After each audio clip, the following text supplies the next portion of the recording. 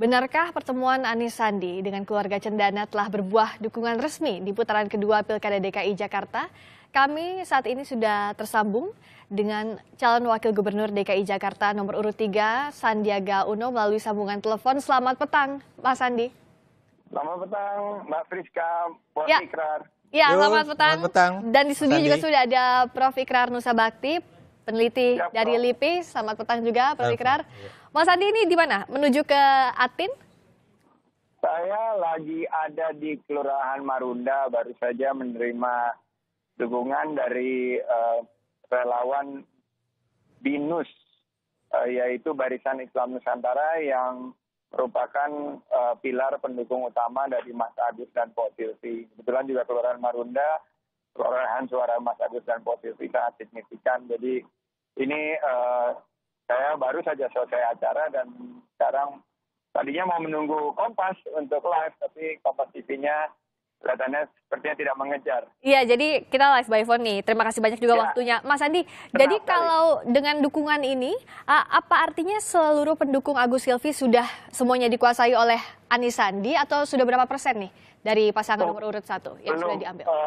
Ya tentunya masih kita harus kerja lebih keras lagi karena memang tantangannya adalah bagaimana menyatukan visi misi dari kemarin yang mendukung Mas Agus dan Pok Silvi untuk bisa sama-sama kita menghadirkan sebuah kepemimpinan baru di Jakarta, Oke. menciptakan peluang-peluang usaha, lapangan pekerjaan. Ada beberapa programnya Mas Agus Pok Silvi yang sangat bagus, yaitu seperti bantuan modal usaha itu yang sudah kita integrasikan ke program OKOC. Ya, Mas Andi bicara soal dukungan, nanti hadir ke acara sholawat untuk negeri di Masjid Atin, ini jadi lampu hijau dukungan dari keluarga Cendana, dari Mbak Titik dan keluarga?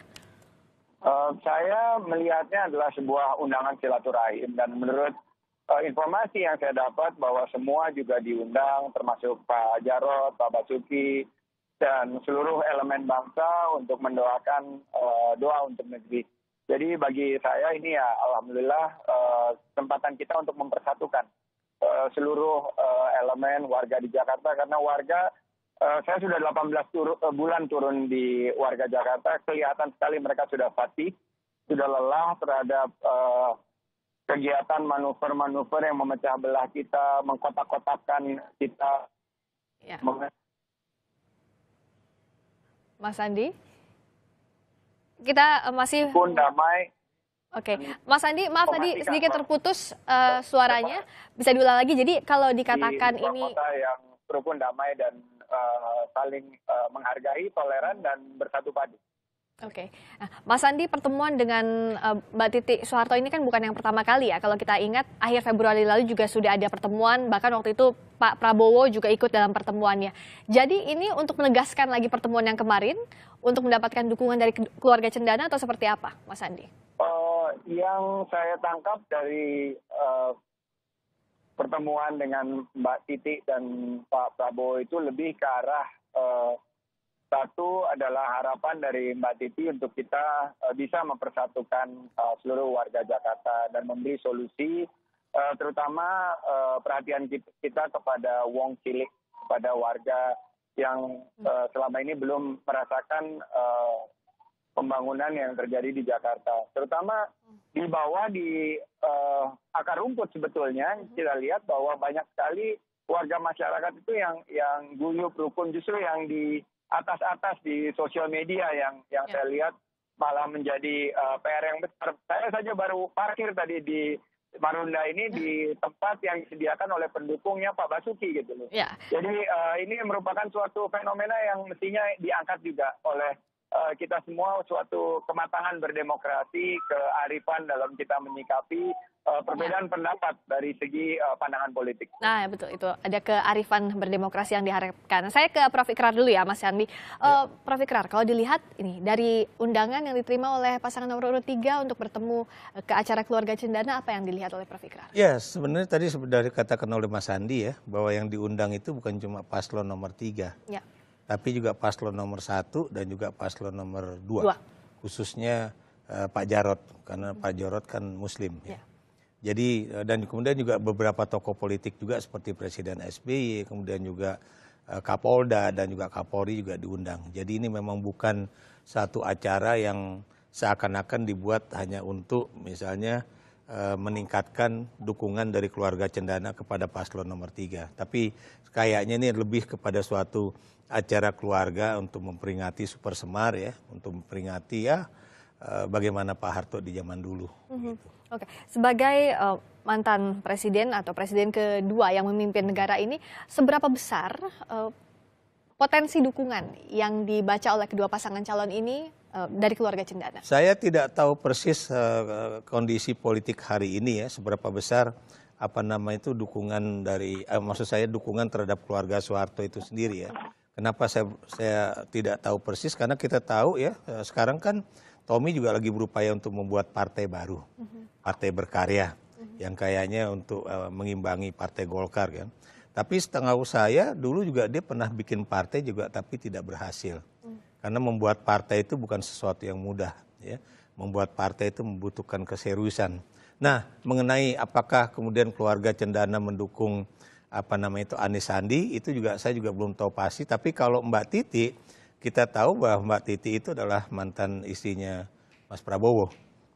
Dan karena itu tentunya punya hubungan pribadi yang masih sangat kuat ya. Dan karena kebetulan Mas Prabowo itu adalah pendukung Anies Sandi, ya saya pikir tidak ada kemudian suatu hal yang perlu dipertanyakan kalau kemudian dia juga mendukung Anies Sandi. Signifikan atau tidak dukungan keluarga Cendana ini kepada masing-masing pasangan calon? Saya tidak tahu persis apakah ini signifikan atau tidak ya, karena lagi-lagi itu tergantung kepada apakah orang masih melihat sosok Pak Harto itu sebagai suatu tokoh yang boleh dikatakan masih dicintai. Kenapa saya bertanya seperti itu? Karena kita tahu bahwa generasi yang mencintai Pak Harto itu adalah generasi saya ke atas, bukan generasi saya ke bawah ya. Karena sebagian besar orang saya pikir udah banyak yang lupa dengan ketokohan Pak Harto. Kita tanyakan kalau untuk Mas Sandi, pasangan Anies Sandi ini melihat signifikankah dukungan dari keluarga Cendana terhadap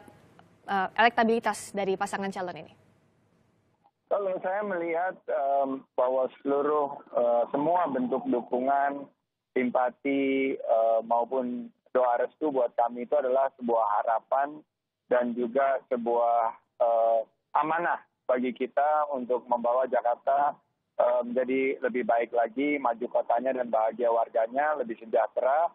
Dan menurut saya juga ada satu kesamaan visi dari siapapun pihak, baik itu mungkin dari Mbak Titi atau dari keluarga yang menyatakan bahwa sudah saatnya kita berhenti berseteru.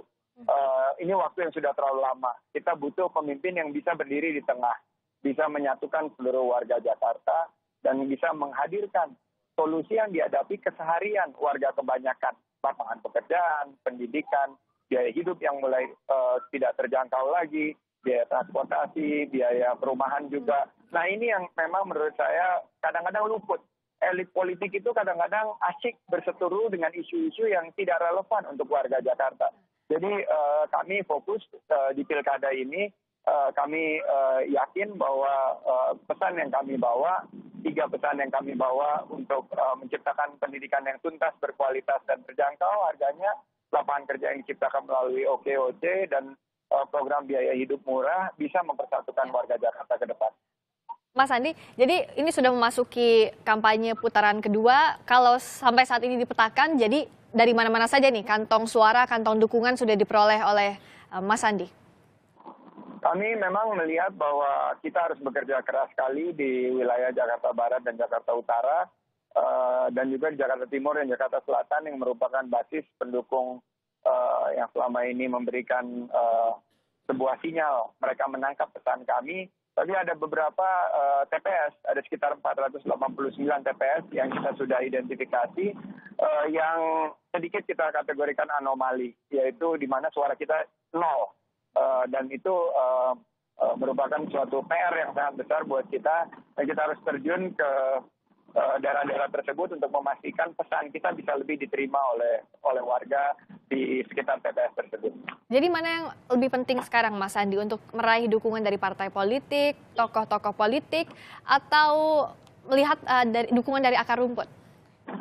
Semua penting, Mbak, dan menurut kami kita sudah bagi tugas bahwa pimpinan Gerindra dan PKS akan fokus dalam membangun koalisi, tapi kami diberi tugas langsung menyentuh warga masyarakat di akar rumput, di simpul-simpul relawan, di simpul-simpul dan kantong-kantong suara, kunjungan-kunjungan di level RT, RW, dan juga kita pastikan bahwa kita bisa menangkap aspirasi warga Jakarta yang menginginkan pemimpin yang bisa mempersatukan seluruh lapisan masyarakat.